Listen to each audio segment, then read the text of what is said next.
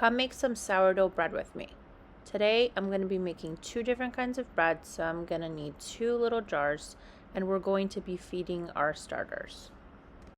I keep a larger starter in my fridge and I use from it when needed, and then I refeed it to keep it going. My bread recipe requires 100 grams of starter, so I make about 105 grams of starter in each jar. I do 105 because sometimes when you scoop it all out, you're not getting the whole 100. So I mix my starter just a little tiny bit. This is the active starter that I keep in my fridge. And you're going to need a silicone spatula. I find that these work the best when you're using starter. Everything else seems to be a little more sticky. So I'm going to tare my jar weight, and I'm going to be taking out and removing 35 grams of starter and adding it to each jar. We're making a jalapeno cheddar loaf today, and then just like an original regular sourdough.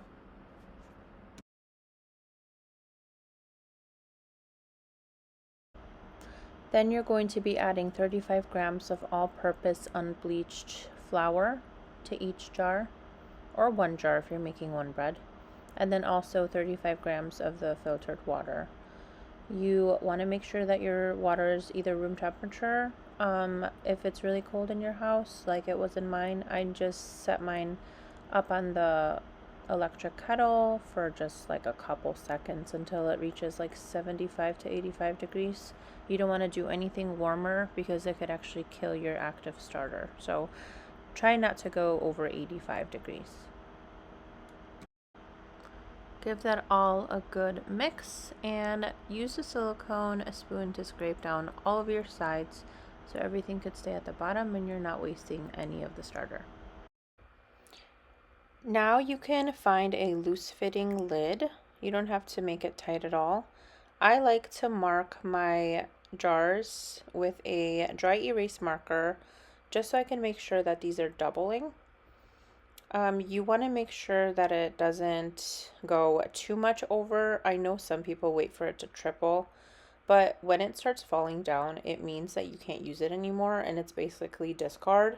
So once it's fed, you want to use this right away. Like I said, when it starts falling, it's used as discard. You could use it for different recipes. You could look up discard recipes. But yeah, you just want to use this as soon as possible. I use the bread-proof oven setting, and my sourdough starter rises in about 2 to 3 hours. If you don't have a warm spot in your room, I would suggest doing this process overnight. I did notice when I did it overnight, usually by the morning my starter was ready, but I do prefer this bread-proof setting a lot more just because I know that I have this certain amount of time to make bread, and here it's been a couple hours and it's already almost ready. After your starter has doubled, you're ready for the dough making process. What you're going to need is a medium to large bowl. I don't know which one I like better. Glass and stainless both seem to work very well. You're going to need your filtered water. I warmed it up already, room temperature. You're going to need obviously your starters. I'm doing 2 because I'm doing 2 loaves of bread. You're going to need a good sea salt or any salt that you prefer. I like this ancient fine sea salt. I found it at Jewel. You're going to want a really high quality bread flour. I really like this King Arthur. Make sure your flour is unbleached, of course. And then you're just going to need a scale as well. What you're going to do first is you're going to tare your bowl. You want to make sure you're having accurate measurements. First, you're going to add in 350 grams of filtered water.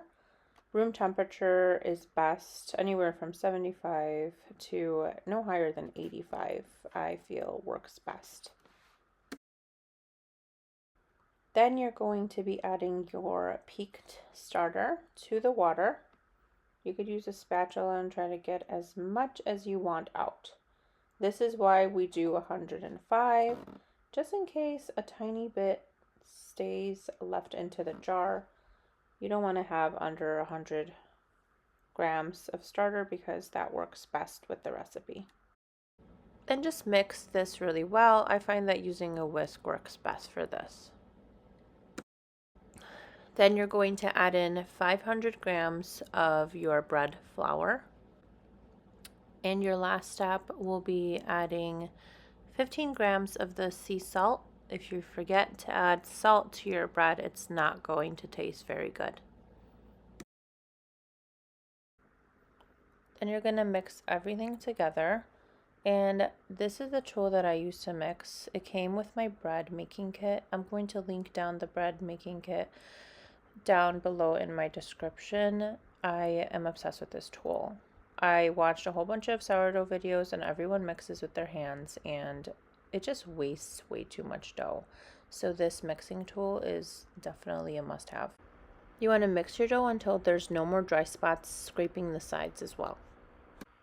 This is what it looks like when you're done mixing, and then you're going to want to cover this up with some saran wrap, and you're going to let your dough rest for about 45 minutes to an hour. I keep mine in the bread-proof oven to kind of speed up the process. After you let your dough rest for 45 minutes to an hour, you're going to start your stretch and folds. I find this works better if you wet your hands a little bit, and you're going to do about 3 to 4 stretch and folds.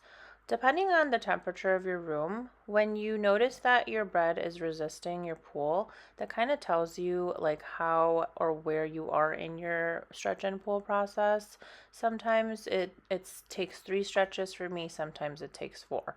You're going to set a timer and you're going to do this every 35 to 45 minutes. So basically what I'm doing is I'm pulling it up and stretching it over. That's called your fold. You don't want to pull it too hard to where it's ripping. For my second loaf, I decided to try this jalapeno cheddar loaf. This time I decided to use marinated jalapenos and then a white cheddar cheese. But I actually like using fresh jalapenos instead because this marinated one made my dough really slimy and hard to work with. So use fresh jalapenos. It gives you the same exact taste. So if you're doing inclusions, you're going to want to start adding these during your second stretch and fold and continue to your third and fourth. So you're gradually going to add it during each stretch and fold.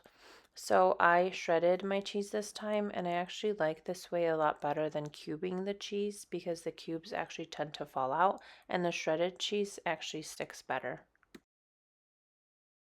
And now I'm adding the jalapenos, and as you can see when I do the stretches and folds, it's kind of hard to pull it over and it felt really slimy, so I'm definitely just going to stick to fresh jalapenos next time.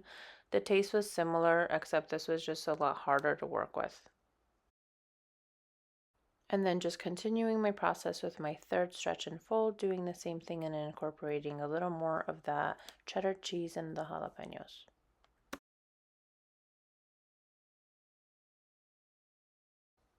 And this is my final and fourth stretch and fold. You can feel it now during the fourth stretch and fold that it's kind of hard to pull. That's how you kind of know that you're almost done. So when you're done doing these stretch and folds, you're going to let your dough rest for about another 45 minutes until you're ready to shape. So I definitely recommend buying a couple of bannetons. I only have one and it just doesn't work that well to have your dough rest in the fridge with different bowls. I definitely need to buy a couple more of these. And then this is included in that kit that I told you guys about earlier, and that's linked in my bio.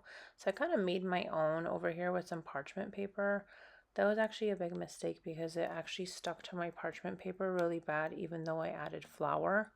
And if you leave it in like a stainless steel bowl or a glass bowl overnight, it actually just kind of like overflows on the sides and doesn't keep its shape like it does in the Banneton.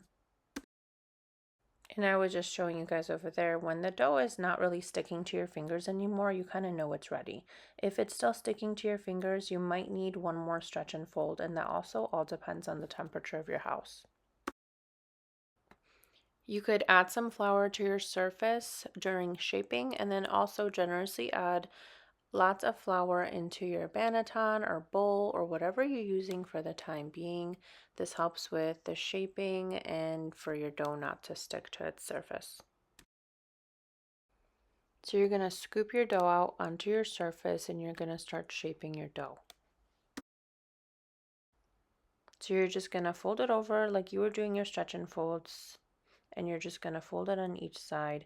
Play around with it. I like to do like 4 on each side, and then I go in and I kind of roll it. I looked up different techniques on Google and just kind of figured out what I like the most. My favorite thing to do is roll it up like this. It's so fun. And then after you're done doing all that and you figured out your shape, you're just going to want to try and pinch it. And you're going to want to pinch it this way so it doesn't lose its shape.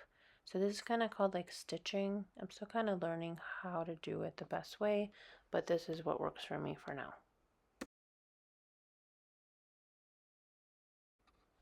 Once you're done with this process, you're going to throw it into the banneton or bowl that you have available, and you're going to put it in upside down like this. So the top part is actually on the bottom where the flour is. So I'm just going to continue this with my second loaf, the jalapeno and cheddar. And I found that this loaf was kind of hard to shape just because of the slimy jalapeno. So if you want to do this, make sure you're using fresh jalapenos. It doesn't get as slimy. And then you'll notice that this dough is just a lot bigger than the regular loaf because it just has all of that incorporated inside it.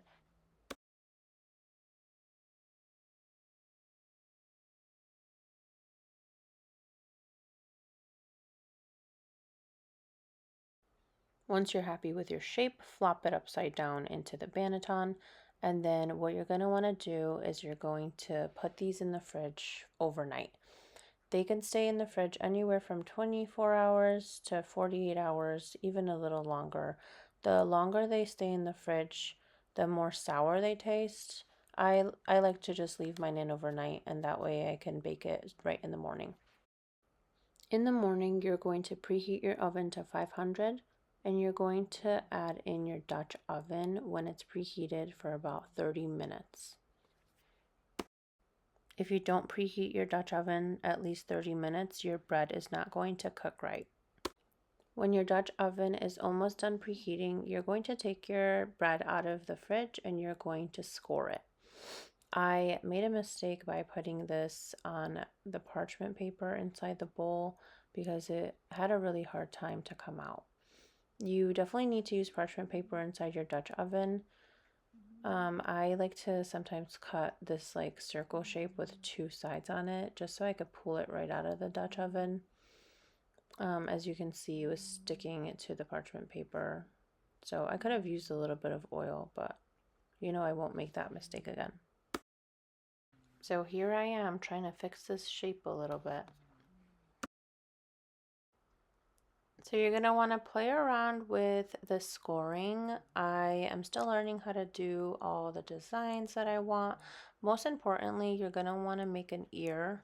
That's what's going to help it cook the best. You want to make it kind of deep on either side or the middle.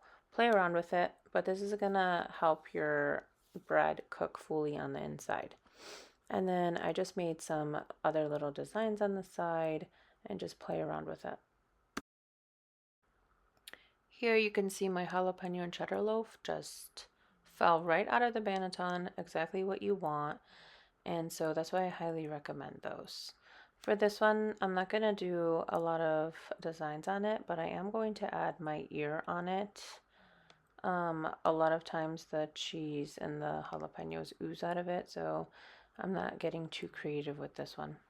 So you're going to lower your oven temperature to 450 degrees, and you're going to pop your sourdough into your hot Dutch oven.